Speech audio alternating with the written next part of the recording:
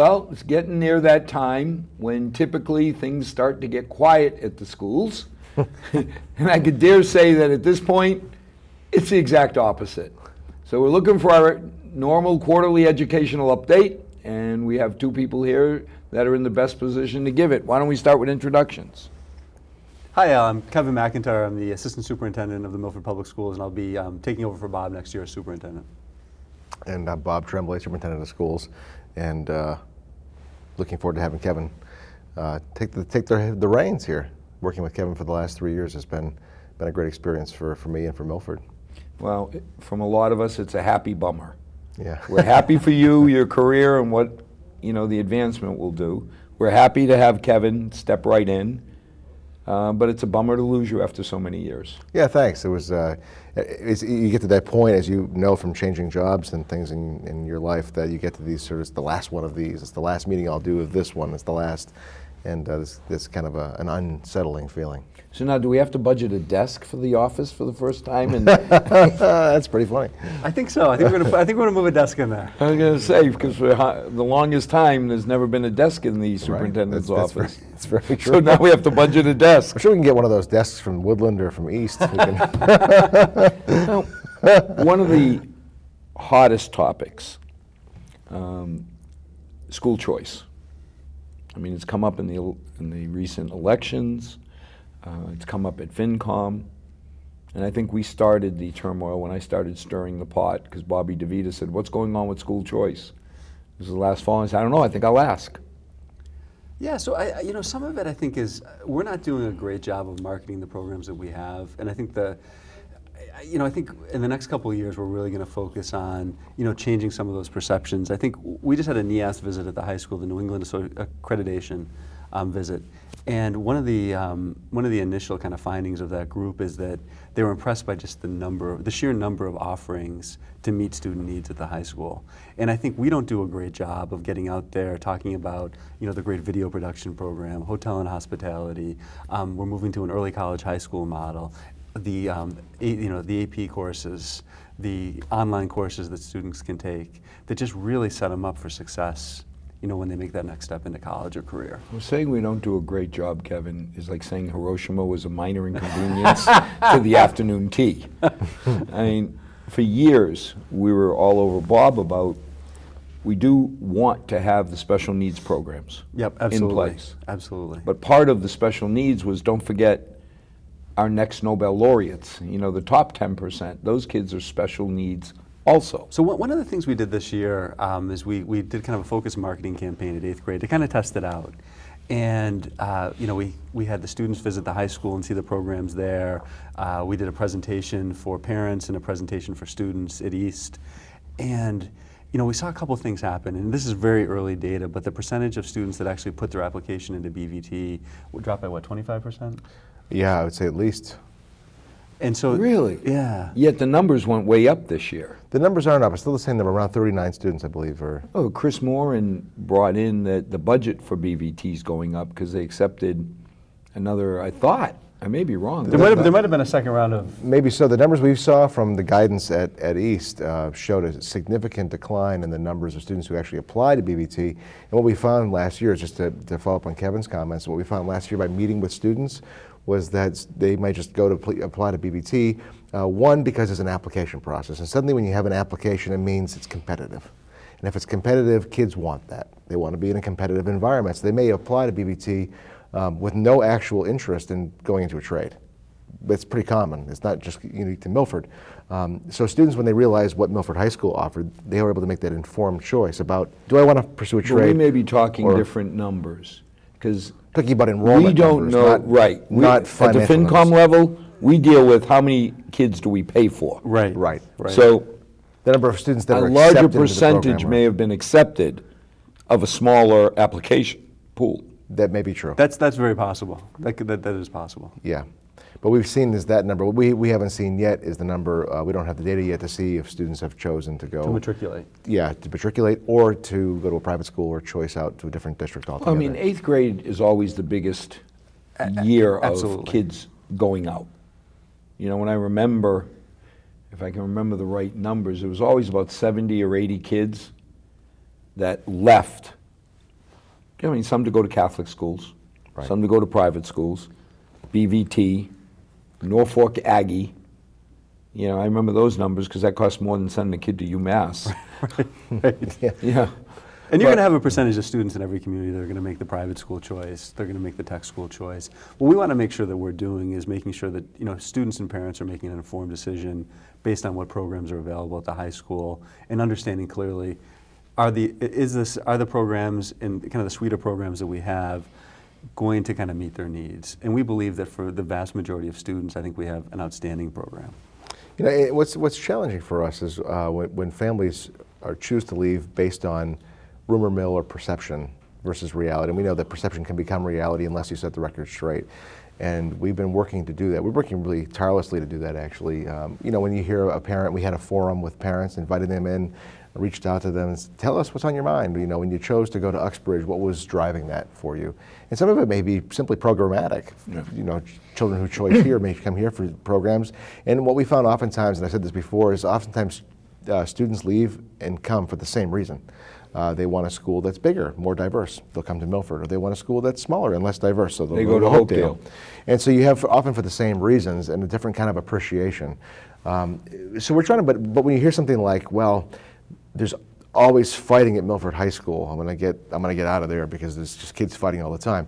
Yet we have no evidence to support that. We've not observed that, and we have cameras. We have a lot of them. We've not observed that directly, or watching video, Bob, or through reports. Years ago, we Years heard ago. about the girl fights Sure. in the hall. That there were girls fighting in the hall. And the data over the years, if you look at the 10 years of data in terms of suspensions and fights, you're going to see this kind of a trend. But see, I think that's the kind of message, because I agree with you. And and the good Dr. Ligor has been saying he's a marketing guy. So I'm hoping that he really will follow up on what he passionately showed as his interest in marketing what we have. Jim's a great guy. I'm glad he's on the committee.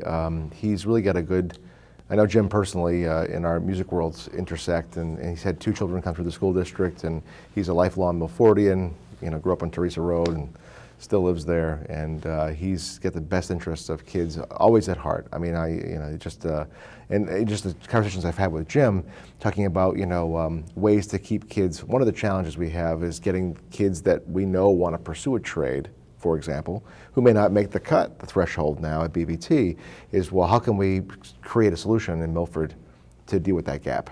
How do we customize, and in effect, how do we customize learning for every single kid to get them from where they are to where they want to be? That's a formidable challenge for us. And how do we get the information out there so parents are fully aware of the programs and where it leads the students? Well, I mean, Right. the good Dr. Fitzpatrick is a master at those beautiful brochures. I wonder if he would print some for Milford High. And he's been a great partner with us. Yeah, but I mean, seriously, when you look at it, when we grew up, if you were going to college, you went to Milford High. If you were going into a trade, you went to BVT. And I've always said, I really worry about people like my father, who from an academic point of view, judging him as an academician, he would fail miserably. He came from Portugal, where there he had his 4 years of school, and then had to go to work to support his family. So if you got him here and you put a book in front of him and said, this is organic chemistry, he would not do well. But give him a tool, he was an artist. He would work hard, and he made his own tools when he had to. Anything to do with a tool, nobody, I'm a bit biased, but nobody could outshine him. And I wonder what's happening to the people who, as their academic performance doesn't cut it. So they're not going to be in the top 25% of the class. So they're not getting into BVT.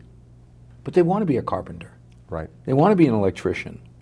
Noble trades. And we're trying to find solutions for that, but the price you pay is another criticism of you're sort of teaching to the middle. You're not, what about my high achieving kids? My child's off the charts bright. What are you doing for him? Or you have to try to reach everybody. But I think I think to your point though, we are trying to customize, and I think some of it's absolutely are trying partnerships to. with community colleges that have a number of great programs that fall into those kind of traditional tech school kind of areas, and we toured an automotive program, which was fantastic. And we're looking at how do we partner that and maybe get some of our students to get maybe a half a year or a year done. So instead of a 2-year program when they finish to become an automotive tech who can start anywhere from And there you've got, right around $70,000. I think Mike Walsh knows a little bit about Absolutely. automotive repair. We have a great Right. connection. And we have a student already interning at Imperial. And so that student now has an opportunity through Mass Bay, one of our already educational partners, so he can go on to a 2-year school. So we've customized for him. Well, so who's the next one? And what are their we want to get it to a interests? point where we can have kind of programs where maybe it's 10 or 12 students. So, you start to get a critical mass. And I think something like, auto tech, which is very high tech now. It's amazing what they're doing.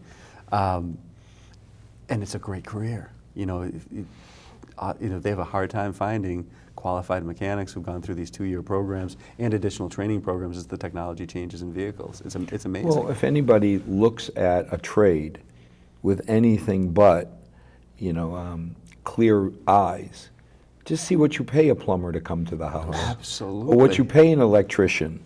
Absolutely. And if they don't do it right, when I had an electrician wire my house, 22 phones he put in, I said I want them all set up for 2 lines.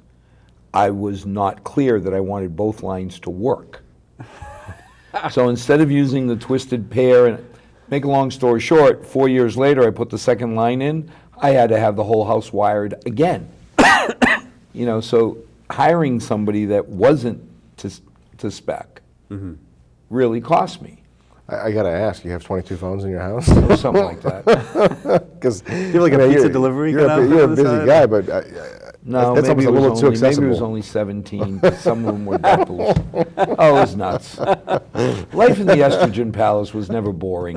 It was just a phone in every closet, a phone in the bathroom. I mean, the girls had to have phones everywhere. Oh boy. So I didn't even ask. But you think about it. I go back to '74, where 3 of us were evicted from high school for half a day, Monday, Wednesdays, and Fridays, because there were no science courses left. We were bored. Uncle Paul Raftery, God rest his soul, pulled us aside and said, "That's it, you're out of here. You're going to Dean Junior College. I enrolled you in chemistry and biology." Looking back, it was the greatest thing he ever did for us. Now, did they bus you there for those classes? No, or- the only thing is I had to get a car, Oh, which really okay. broke my heart. Yeah. I had to get a car at that point, but we drove there every day. Yeah. And not everybody could get a car, because my dad, he worked at General Motors, my mother worked at Draper's. Getting an extra car Yeah, right. was a real heavy tariff. But, it's Portuguese and And that's it's back for in the school. day when you had one car for the family. Well, we had one car for the you family, didn't and have we had to get a cars. second, because my father had to go to work, and now I had to go to school. Right. When I think of it today, you're not putting somebody in the situation where to get that little extra level. Well, we actually have a group of, it's interesting that you say that, because we have a group of seniors right now who have kind of gone through the math courses, through the AP courses, and what we're doing right now, we're in the process of working with Framingham State, Mass Bay, and QCC to try to develop a course that's going to kind of get them to the next level. Similar kind of concept, but I think we're going to do it at the high school so they don't actually have to do That'd that. be great, but you had the virtual classroom. We have that And still. still in I mean, place. so you sit there and say, if I want to take chemistry courses at a college level, I can go see how I compete Yeah. without having to leave the school. Correct. We do that. In fact, Dan Nelson, who's in our computer programming teacher, cadre, he teaches a class. And in fact, there's no one from Milford that's in his programming class, but there's kids from all over the world in his programming class. And so by him teaching in the fall and spring semesters, it affords Milford 50 slots for students to take virtual high school classes. So we're offsetting that by freeing Dan up to teach those classes. So it's really a win-win there, and we have kids taking Mandarin and other kinds of classes that wouldn't normally be offered. They're almost at Milford High taking School. 50 different classes, to be honest with you, because Wow. there's It's such a fantastic. wide offering. So that's the kind of information we want parents to hear when they make a judgment. I'm not going to Milford High School. There's too many fights. There's no fights, and there's 50 additional course offerings on top of all the other if I course want my offerings. child to learn Mandarin, it's not like today you could afford a Mandarin educator. Once You had couldn't go enough hire interest, somebody yeah. just to teach the one Correct. kid who's taking Correct. Mandarin. That's not cost effective. Right. But realistically, if I wanted it, I got virtual classroom. We can make it happen. Right. And so that's the kind of message we're trying to get out. And that's what Jim was talking about sort of equity branding. And when I hear him on the radio mentioning that, that's what he wants to get out, is the truth in lending about what we really have to offer versus what people's perceptions are about what Milford has to offer. Because the advantage we have is our size and it's well-resourced district. So we have a lot to offer families who come here beyond the pool and the athletics. And when you think about the misconceptions, there's too much crime at Milford High. Okay, so if I remember, and I remember the newspaper publishing, every other day that 2 kids were fighting. I kind of forget that was, a decade ago? Yeah, didn't there used to be the combat zone in Boston too? Yeah, exactly. Yeah, what happened to exactly. that? What happened to that? Yeah, Nobody worries. I'd have a hard time finding the combat zone now. Where did that You're go? too old, you're not allowed. But you can look Not back. that I've been looking for it. You can look back and say dinosaurs. Maybe that's the headline of this whole thing. Please, you don't need headlines, but you can say dinosaurs used to roam the earth, but when you head to your school committee meeting, I don't think you're worried about a brontosaurus getting in your way. Absolutely not. But when you think about it, it would be nice, and a way maybe Blackstone can help printing those nice brochures that say, deal with, a letter from the superintendent, on the website, in different languages, if we could, to sit there and say, wait a minute, look, here's some areas that we feel very proud. Absolutely. The fact that your child can go to Milford High and you can feel comfortable that they're safe. Absolutely. I mean, isn't that the same way of saying, Absolutely. by the way, we don't have crime soaring in our school? There's not the fights happening in our schools, and we don't let anybody into our schools, and for good reason. They have no business being there unless they need to be there, and then we'll let them in if they have an appointment. Right.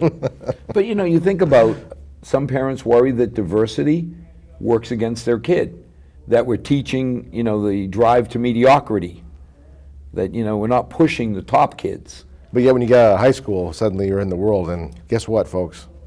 Exactly. And I've always said, to me, we can judge, but it's our kids. You can judge, but it's your work. Absolutely. The colleges, to me, are the ultimate judges. When my daughter applied to 8 or 9 different schools and got into every school she wanted, when my little Emily only applied to Holy Cross, scared the heck out of me, but she applied to one school and she got in. To me, that's the colleges saying, hey, you're not doing too bad of a job. We had our first Harvard kid get accepted this past week. Really? Off to Harvard. We haven't had a student go to Harvard in some time. So we're very But see, pleased about that's that. the kind of thing I'd great. love to see every early 8th grade parent, as they're thinking about where they're going to go in 9th grade, but even in 4th grade. Absolutely, because the thinking starts back then, and they're saying, do we want to do something different in middle school to kind of prepare them for a high school experience? And our middle school performs extremely well. If you look at if you take MCAS or standardized testing, and in Park last year, I did a graphic for the school committee, and we would have been the highest performing state if Milford were separate from Massachusetts as a state, and probably 6 or 7 out of the 12 tested areas. So, they're performing well at the middle school level, and they're preparing them for success at the high school level. Before your time, there was a quiet and shy fellow named Tommy Davrin who took a bit of pride in running the 8th grade.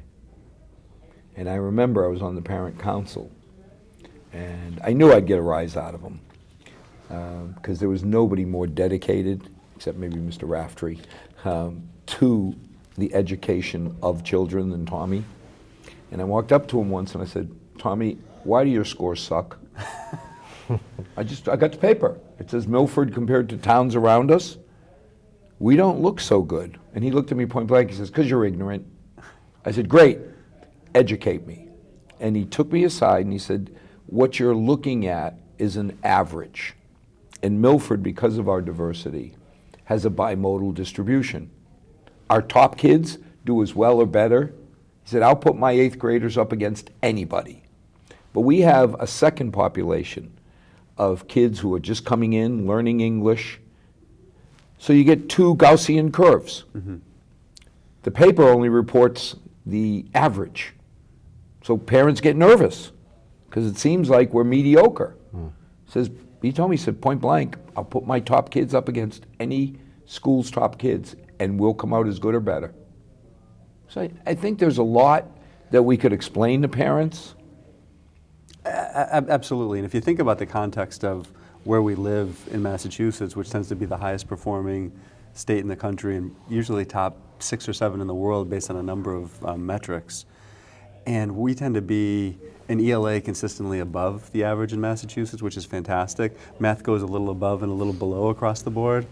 And when you think about that in the context of the highest performing state in the United States of America, and if you were to disaggregate Massachusetts and compare it to the world, they're usually falling into the top 10, and it's not an apples-to-apples comparison because some of the countries that end up ahead of us are eliminating students at the 4th or 5th grade level and not educating them. So they're not educating students with special needs. They're not educating kids who are struggling, and we're doing all that and really competing on an international level. Right. Well, I think the marketing will help us with school choice. Absolutely. To the extent people listen. Well, but even if the kids do so much down here from the high school at the studio. Oh, yeah.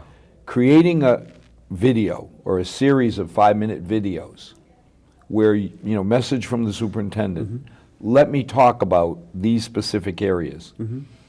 What I find is, I'm always amazed because I think 6 people watch the show, but it turns out a few more do, because people will come up and tell me whether they liked or didn't like one of the shows.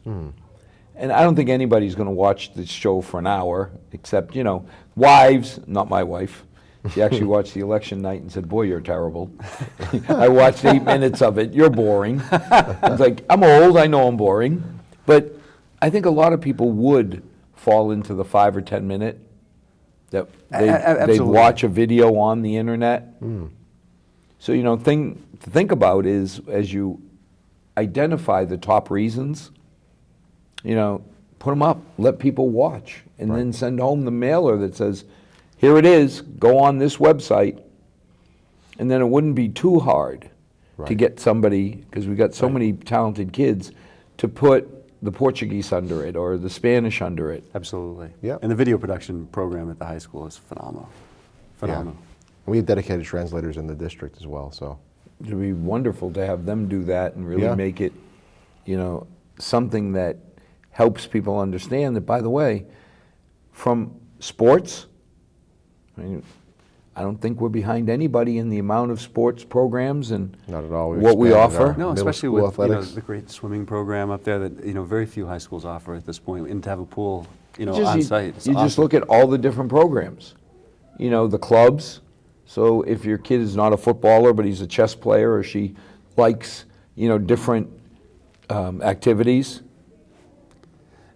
There's not too many things that we don't have to offer students, and if there's a need, Carrie and her team try to fill it. Carrie, God bless her. I love Carrie. We just had the accreditation visit, as Kevin was mentioning before, and a number of takeaways of areas for improvement and areas that are noteworthy. And, the culture that Carrie has built at that school was noteworthy to the 16-member visiting team, to the point where the chairman said, it's very clear students and staff enjoy being here. That's half the battle. She If you enjoy, leaves 9 o'clock Friday night, I'm at the Best Buddies dance, taking my little pictures. I turn around, and I can't tell you how many of those dances Carrie stops by. she's always Absolutely. there. She's always She's there too. Like 24/7 is not an exaggeration. She enrolled her own child in Milford High School so that she could be here more often, and she lives in another town. It says a lot. It says a lot. So about as we her. shift over to a time of year when you have to make decisions because you have too much money and not enough to spend it on. Right. Yes, we always. It's that classic problem. How goes the budgeting? I think I think we're in pretty good shape, overall. It's the usual fight, Yeah. Al. Yes, I have to say we're broke. We have no Right. money. We You say have we to need say money. you need 10% or the sun won't shine. Yes, but how's it actually looking? Any huge problems this year? Or? No, there's always the costs that are built in if you have negotiated salary increases. You have Oh, to chutes and ladders. account for that. Yeah, well, steps and lanes, Steps the and chutes and ladders. Yes, you have those kinds of things. What's hard is you have to fulfill the needs of specialized programs, for example, English language learner programs or special needs programs, but at the same time, you really want to innovate. And where does that come from? If you're given a number and say, let's say that number is X, and you're already at X with just sort of contractual obligations, and the Finance Committee supports the special education in ELL because they understand that these are You can't control it. mandated, that gives you no room for innovation in that kind of a budget. So it becomes this prioritization of, well, if we want to innovate here, what has to, at the expense of what? And I think that is the struggle that we have, is where, can you get creative? Can you $60 million, you I know, can't but- get creative? Well, you make it sound like that. When you think apart the pie, you realize, as you well know, that a lot of it's spoken for in terms of staffing. And that makes up probably 80+% of the budget, just Easily right off the top. 85 or so percent of our budget's that. So, Well, I mean, we have to pay for the mortgages, so all the bonds for the schools we built. right, Then you have, those employees that want health care. right, right. You Which got is to take crazy care of when you that. think Yeah, about it. it's- But the those quality. teachers have these kids who want to be fed every That's day right. and have It's- clothes, it's insane. But the quality of your school is going to determine whether or not people want to stay here or not. And they're going to vote with their feet and say, that finance committee or that school committee is not invested in education. We're going to go to a town that is. And they're going to sell their house and they're going to move and they're going to go. And that's what's going to happen, because people have the ability in this society to go where they want and where they think it's so education is huge. I think people sometimes forget that whether you have a child in the school system or not, the quality of the school system affects the valuation on my home. Absolutely. Without a doubt. So even if, okay, at this point, my babies are out, it's going to be a number of years before my grandbaby Chase goes in. But if anything were to happen in the next 6, 7 years, before I even have a child in the school system, I get affected, because if I had to sell my house or do something with my home, Right. if we got a bad reputation, Absolutely. I'm not going to get full valuation. And an attitude of, well, it was good enough for me in 1974. But, God bless That's us. not going to work. I sit there and I think about 1974, when we moved into this new high school. Oh my God. Compared to the old, I guess now it's called the Raftery, whatever that part is that used to be the high school, Yeah, the wing of the wing of Stacy. Right. When we went from the wing of Stacy to this new Tajma High School, it just seemed like, oh my God. He used to call it a Taj Mahal Woodland too. Yeah, well, he got mad when I called it the Tajma Tremblay, but, you think about I've it. never seen such wordsmithing around the Taj Mahal. Yes. But, we'll talk about Woodland coming up, but, you look at the high school, and I did ask Jose Vieira when he was assistant, how do you justify this? We've added one kid per year to the high school. I graduated in 74 with 222. Last year was 260, and it's 40 years later. And he put it in perspective when he said, yes, but the requirements Absolutely. have grown so far. You put all those kids in one class and everybody open your textbook to page 24, like opening your hymnal to Right. Psalm 182 But or whatever. There was It's no just- bistro. That's not the Right. program. There was no Of course not. program like that to take care of our kids. And again, to me, I've said it before, the special needs kids, they're no more special, no less special than all the other kids. Right. They're all the same. They're our kids. And they're really just, they're part of the high school, and they're engaging all the time, across Well, the board. The which I think media is center, the fantastic. big thing was that we had 12 tracks for cassettes, and when somebody wasn't looking, I could put an Aerosmith on track 12. So, it kind of gave it away when people sitting there nodding their heads, listening to the Iliad. Didn't quite Yeah. match up. But, you think about today, we talk about needing space.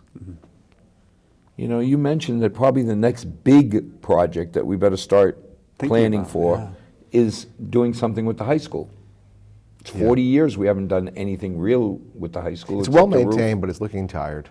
It's looking tired, but it's very well maintained. I mean, the Well, building's but been- even then, the big tech was that you dial the rotary phones from one class to another. And it really isn't designed currently for, what we're going to look for in the future, connected to technology, connected to what, a lot of the needs are of a lot of the different programming we're doing. When Paul Revere designed it, it was state of the art. When you're trying to set this up for kids to then be prepared to go on to college and the kind of a campus feel, you need learning commons, you need places that have Wi-Fi, places for kids to engage in projects. The days of libraries being what they used to be, of stacks of books, Right. and it's all changed. The whole notion of libraries is changing. You look at any comprehensive high school, competitive high school, and we're not there. We're looking at that pretty seriously. It still needs to be kind of the heart of the school, but Sure. the mission of it changes. It becomes a place for collaboration. It becomes a place where students are, like you said, engaging in Right. a variety It's of not projects and we're in a activities. library anymore. Well, I remember when Shouldn't we be. wanted to do the upgrades of the computers. Right. I went home and checked with my expert, my daughter. I said, hey, the computer's in the media center. She goes, no. I said, what do you mean? She goes, I can't do anything. I got to wait till I get home. Right. Because they're so outdated, Dad, the program, there's not enough memory. That Basically what she told me was she could start work at home, but you couldn't complete it in the school because the computers were so old. But we had to get people to understand computers are disposable. Absolutely. There's Every there's 3 or 4 lifespan. years, they die. Right. Maybe not in physical presence, but in capability. Absolutely. And the last thing you want is to spend 10 minutes for a computer to boot up in a 50-minute class. You've lost 20% of your time on learning right there. Well, you've also lost the kid's attention. Absolutely.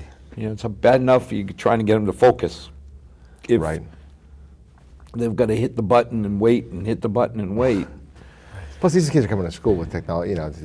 Come to school and you're at home and you're using 3 and 4 devices simultaneously, and you get to school and you got to wait for the dial-up. Right. So now, what's the thoughts? Yes, in 10 years we'll probably have to do something. I think we're going to look at kind of what the options are. Kind of take a real. I think we're going to have to do a study of some sort to kind of get a sense of what we have and what makes sense. But I think it is going to be the next big project for the community. I heard about the McIntyre Science Wing. Yeah, there you I don't know go. if it's still going to come to fruition, but But you think about it, we had a long-range educational plan. And I think we That need to kind of revisit. Served us for a decade. and now we've reached the capstone. Okay, we did it. Yeah, it's time to. I think now, one old man's opinion, it's time to hit the reset button. Yep. And follow a model that worked, which is, you lead, get a committee together. It'll take a year or so, Absolutely. and say, where is it we're going to go in the next decade? Right, and that's a good point. There's so many transition things happening right now. It's really like Milford Volume 2 or whatever it is, 102, wherever we are in the sequence of things. We haven't had this significant amount of change in recent history anyway. We were looking at closing a school building, opening a new school building, changing superintendent leadership, changing assistant superintendent leadership, changing principal leadership. That's a significant amount of change. Not to mention the 8th grade staff moving to a new school, 5th grade staff moving to a brand new school, 3rd and 4th moving. There's so many things happening just at this point of time. It's really a new chapter, a new chapter for a long-range educational plan, long-range capital plan. It's time for all of those things to be reset. Any thoughts on Middle School East? We hear all the rumors. Well, we've got the Taj McIntyre? Taj McIntyre. No, Bob, I don't think Taj could be used any way, shape, or form with that building. Clearly we could use space at the high school, to expand programs. And, Middle School East might be there might be a potential opportunity there. The Middle School Reuse Committee is, I think, pretty close to making with some of the potential recommendations. And there's a number of things on the table. They're looking at medical, like kind of a medical facility potentially. What was the second one? There's an incubator, kind of a business incubator like a kind of business concept. incubator concept. There's a combination of maybe like a town, school, and educational use kind of a piece that we could potentially bring a program. Yeah, into. even raise the whole thing and put a park. Yeah, there's another option. Right. There's Yeah. whether there's interest in preserving the gym. I know the gym space is at a premium in Milford. It's a good old classic. That's kind of like an school old Hoosiers gymnasium. gym. It's kind of a But no matter what, because the question came up, okay, Woodland's coming on with a full-size gym. absolutely. Why do you need another gym? It's like, you never have enough gym or field space. Especially in the Absolutely especially in the wintertime. Especially when it's You like know, snowing in April. You know, you've got through April we got our track team practicing running through the halls of the high school because of the snow. But no matter what, I mean, when you think of all the programs, again, back in the old days, you grabbed the bat and the ball, we went up to the fields in the Heights, and we all hung out. Today, it's so much more organized. Absolutely. Which means you need courts or fields or whatever. So I can see not giving up that gym.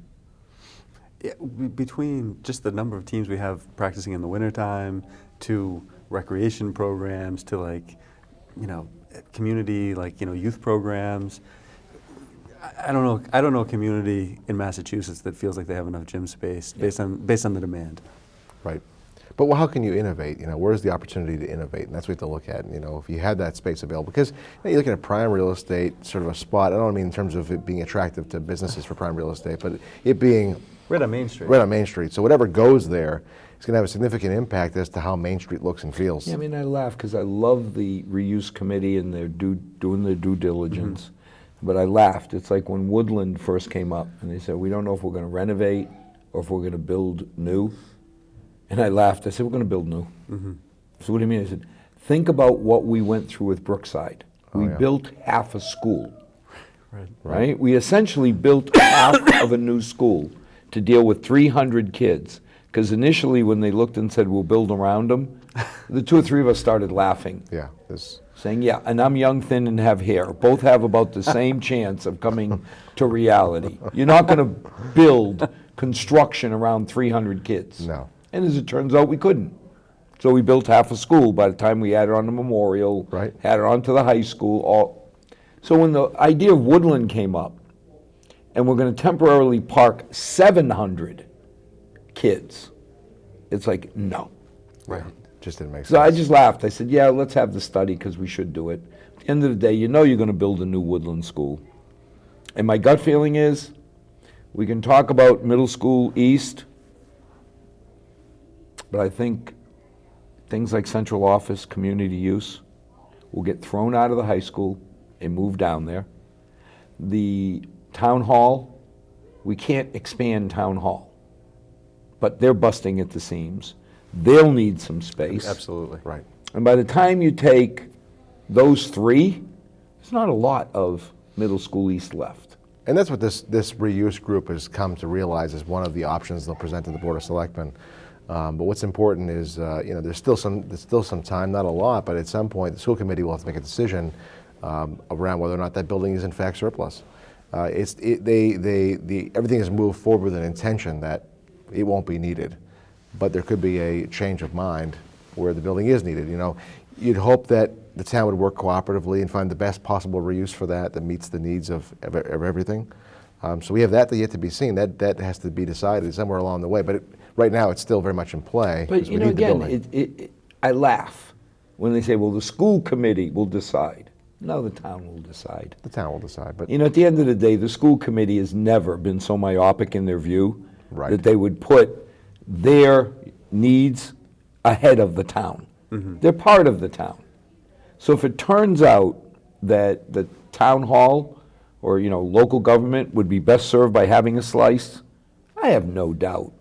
Doesn't matter who owns. Yeah, and I can't imagine if that's the end solution or the end recommendation that there wouldn't be a combination of offices and whether it's school, various town departments kind of in there. And what's good about this whole process, including working with the Cecil group, that we contracted with, is that everybody from finance committee to selectmen to school committees had a sort of a voice and a hand and understands the thoroughness of the vetting process. And that was a good exercise. No matter what the outcome is, we all sort of know what the potential is for that at the space. end of the day, as I mentioned before we started the show, the school committee is going to pay 60% of the upkeep of that building.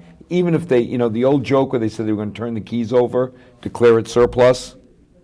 Well, if you declare it surplus, I don't know what it's going to cost, a couple $100,000 a year to maintain it. Well, that comes off the top. We get our revenue, we pay bonds, health care, and fixed expenses like $200,000 to maintain East. School committee gets 62% of what's left over. Okay, so if I take $100,000 off the top, you get 62% of $100,000 less than you would have. So at the end of the day, you never walk away from it because you're part of Milford. Absolutely, and it is one town. You know, It's all the same pot of gold. I mean, for years, we haven't said, okay, school committee, plow your own parking lot. right, Right. right. Where does that make sense? It doesn't. You know, cut your own grass. You know, I remember the urination contest almost started about we're taking back from the Parks Department. And then after everybody beat Yeah, their chest, I recall that, yeah. it got to a point where it said it's still more efficient to have Mike take care of it as a Absolutely. town. Okay, never changed. Right. So I have no worries that at the end of the day, it'll be a territorial fight. It'll be town of Milford.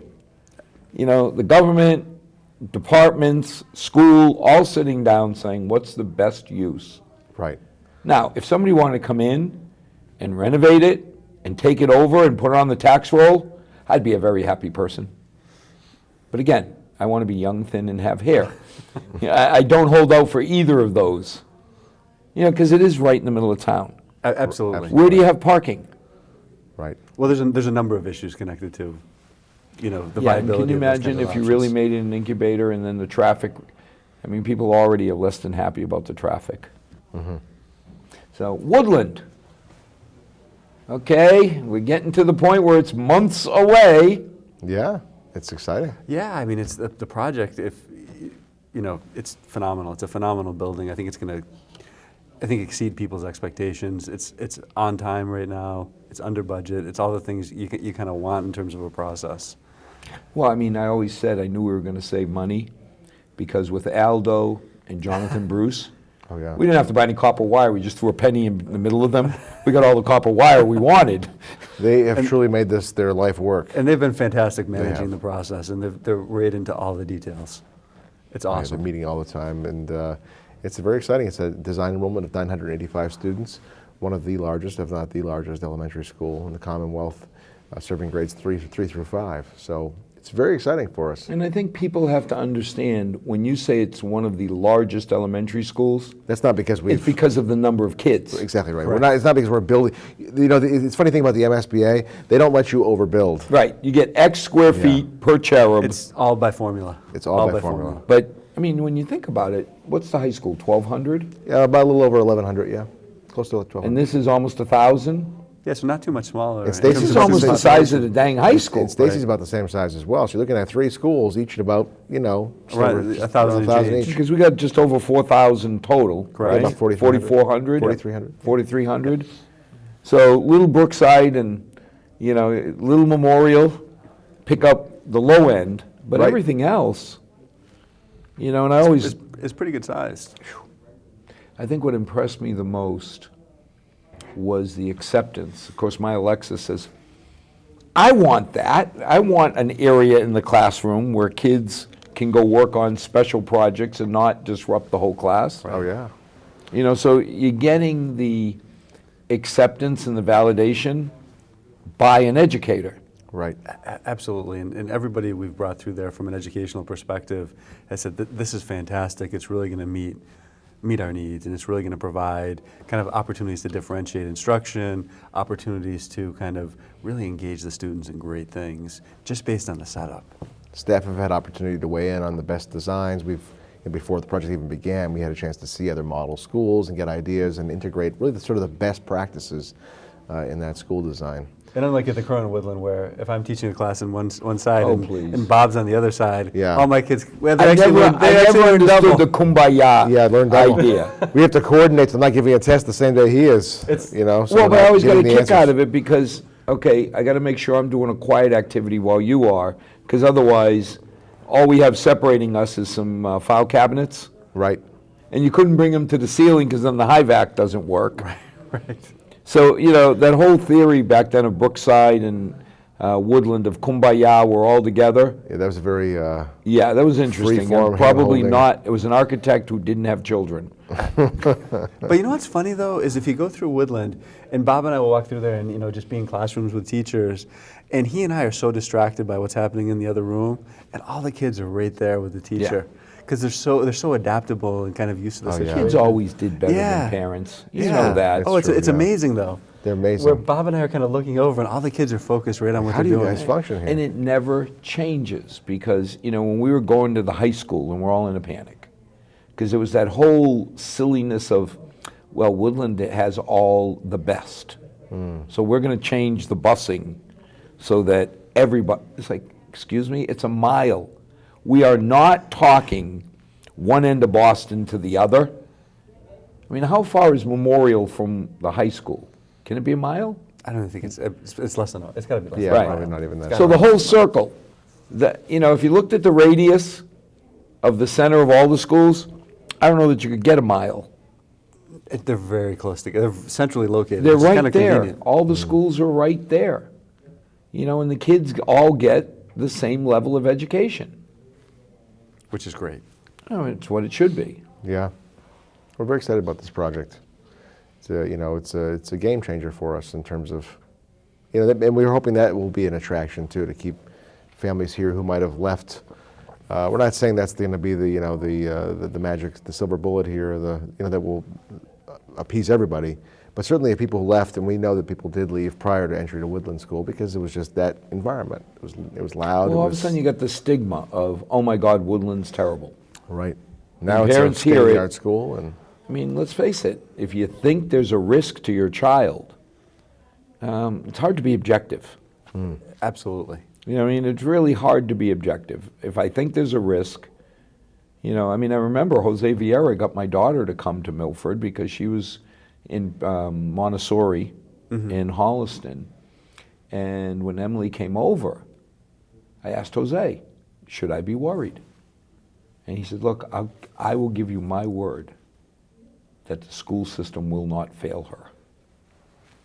That's all I wanted to hear as a parent. You know what I mean? I wanted to hear that my child is not at risk. right. I don't care about diversity, smercity. Just tell me that somebody is going to watch out and make sure that all 4,400 kids in Milford are getting a fair shake. And that's still our mission today, because we want every student to have the opportunity to kind of be their best and kind of make whatever leap they make when they graduate from Milford High School. We want to set them up for success, whatever that is, however they define that. And when you look at the programs, it's just amazing, the offerings.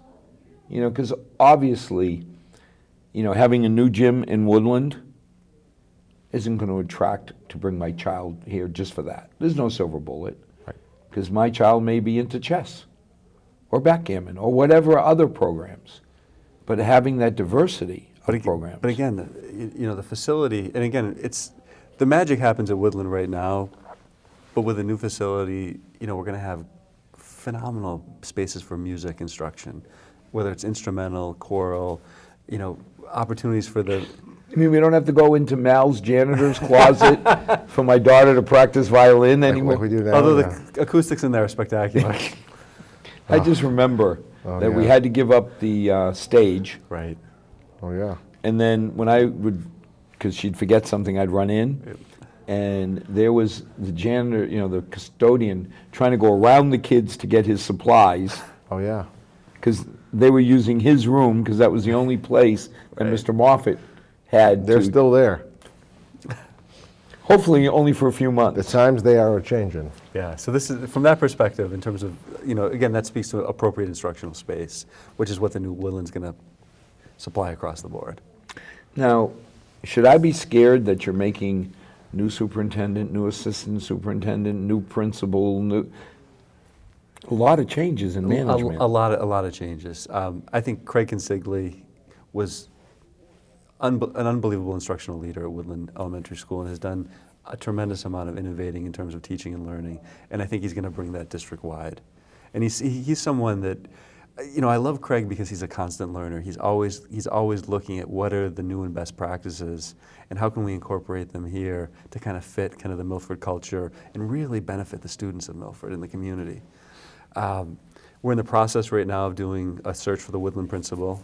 We've spent the last 2 days with a group of 8 teachers and 2 parents screening resumes, and we've brought it down to a group of semifinalists that we'll be interviewing next week. and I feel like we have a very strong pool of applicants. It's always good when you feel like you have Locals? a couple, no internal, but a couple local candidates, a few local candidates. We had a lot of sitting principals who had applied for the position, to be honest with you. A big percentage of our applicant pool was current sitting principals because they saw some of the things we were doing there educationally, attached that to this phenomenal building that we're going to bring on board, and it becomes a very attractive place to come. Well, you know, it's funny because when I think of a couple years ago when this principal from Memorial stuck his head up and everybody said, he's not qualified. You know, I was on the selection committee and we said, wait a minute, this guy's got a heart that believes in our kids.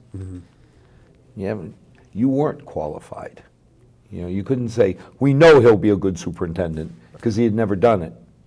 But we looked at the values, the dedication, all the pieces and said, this is a person worth investing in.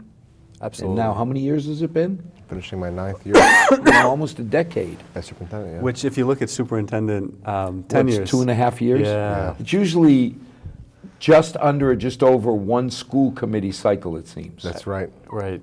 You know, when a new school committee comes in, either the superintendent decides to leave or they decide to. The writing's on the wall. Yeah. Get out while you can. Or But you know, the one thing with Consigli, I don't know the man from a hole in the ground, but my kids did, and the reputation was there. You know, tough but fair. Kind of reminded me of the old Bob Tokey. Oh yeah, who's You still know. over at East with us? Now. Right, but I'm just saying, you think about it. Right. Yes, a gruff old codger, but nobody said he wasn't fair. Tommy Davrin.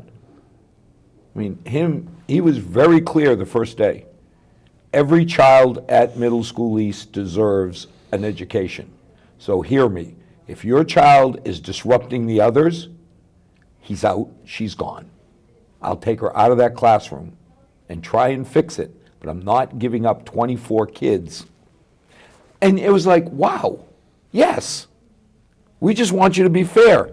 We don't expect you as a principal to be a cupcake, but be fair. And Craig's got a lot of those qualities where he really he rolls up his sleeves and gets in there and does the work, which is, you know, I think more than anything else, you know, speaks volumes about, like, he'll go into a classroom with a teacher and co-teach a lesson.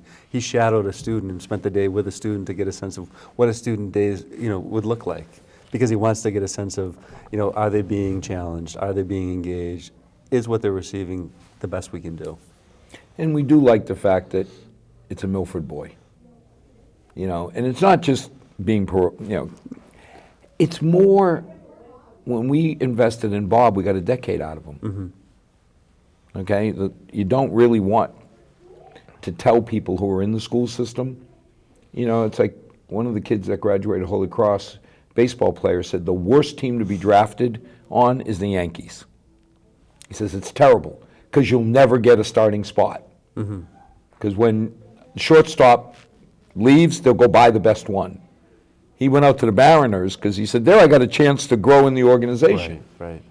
And I think that's a great message that we want to give our educators, is that, hey, we're not automatically going to discount locals. Right. No, and you know, we always want the best person in the spot, always. And we have a lot of talent in the Milford Public Schools, and you know, we definitely want to grow that talent. So if it's same on credentials and character and heart, yeah, I would love to see the Milford player, Absolutely. you know, the Milford educator, get that hometown point.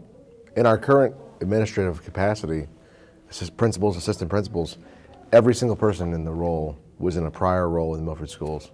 Every one of them. That's a great message to You give. know, so there's that career ladder concept that exists in the schools where we've invested in them, Milford invested in me, you know, and an opportunity came for me and it opened a door for me, and as a result it opened a number of other doors within the district. That's what you sort of hope happens, you know, to move the district ahead. It's that next journey, the next And chapter. we have a talented group of aspiring administrators in the district, We do. you know, who are interested in, you know, potentially taking that next step, Cool. but love the community and want to stay. So that's a great place to be. Well, I mean, we've seen it in the medical side here where Phil Sirmacoli says he always wants to hire local people because they tend to stay. Right. They're not going to get lured away by a little extra money here, a little extra money there, And they're invested because they live, you know, they're in the community. you know. So will you have a Woodland principal by the time Woodland opens up? Absolutely, absolutely. I hope to be naming someone probably in early May. By the time Oh, we that's wrap, yeah, by quick. the time we wrap up the process, we're trying to be aggressive because this is kind of the prime recruiting season for principals right now. Right. So we want to be aggressive but thoughtful. So we're getting a lot of people involved in the process because their perspectives are important. Jiminy's, what happened with you? It took us 2 months to finally get you down, you know, from when we started. He's going to yeah. do it in a few weeks. I know, really. He's quick. I keep hearing the term trading up. I don't know what that means exactly. He's talking to the wrong people. And when we look at the change, any big issues coming? Because you're taking the 8th graders and integrating them into Stacy, Right. taking the 5th graders, I mean, out. I'd be lying if I said there was no anxiety about that among the staff. You know, people are creatures of habit. Change is, for some, is not something they want to embrace necessarily. So yeah, we're trying to ease that transition as best we can.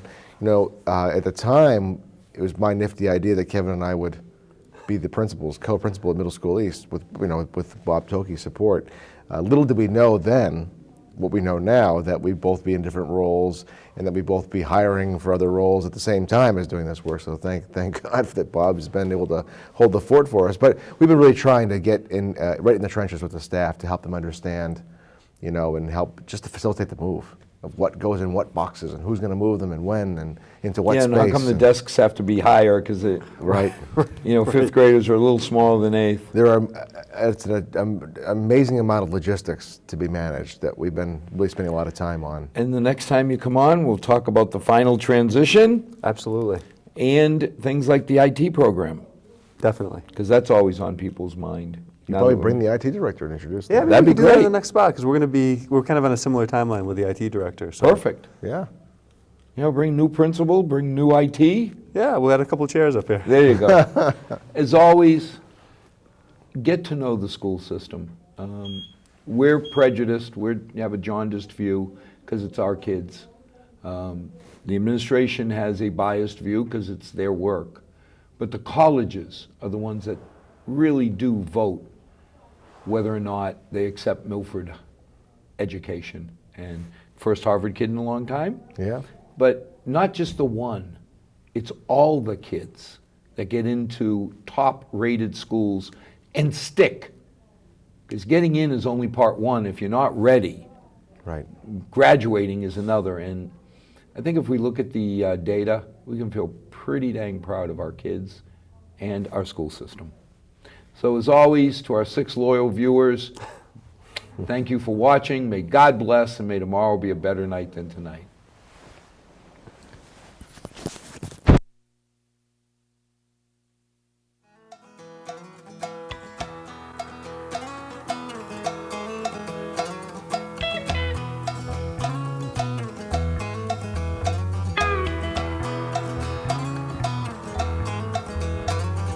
Not too long since I've been home.